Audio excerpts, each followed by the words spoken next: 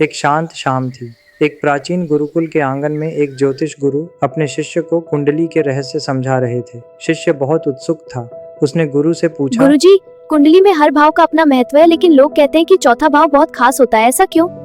गुरुजी बोले, इसका जवाब सीधा समझने से नहीं, एक कहानी से समझ आएगा। एक समय एक राजा था जिसके पास सब कुछ था, बड़ा राज्य, सेना, धन और शक्ति। लेकिन फिर भी उसके मन में एक प्रश्न था, सच्चा सुख क्या होता है? इस प्रश्न का उत्तर ढूंढने के लिए राजा एक प्रसिद्ध ज्योतिषी के पास गया। ज्योतिषी ने राजा की कुंडली देखी और बोले, राजन, तुम्हारी कुंडली का चौथा भाव बहुत मजबूत है। राजा बोले, गुरुवर, चौथे भाव का मेरी जिंदगी से क्या संबंध है? ज्योतिषी ने शांत स्वर में समझाया, चौथा भाव को सुख भाव कहा जाता है। यह भाव बताता है कि इंसान को अंदर से कितनी शांति और संतुष्टि मिलेगी। इस भाव से पता चलता है माँ का प्यार और आशीर्वाद, घर और परिवार का सुख, जमीन और संपत्ति, वाहन और सुविधाएं, और सबसे महत्वपूर्ण मन की शांति।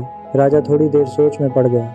उसने कहा, मतलब अगर किसी के पास धन और राज्य हो लेकिन चौथा भाव कमजोर हो तो क्या वह खुश नहीं हो सकता? ज्योतिषी बोले, बिल्कुल, बाहर की सफलता जरूरी है लेकिन अंदर का सुकून चौथा भाव देता है।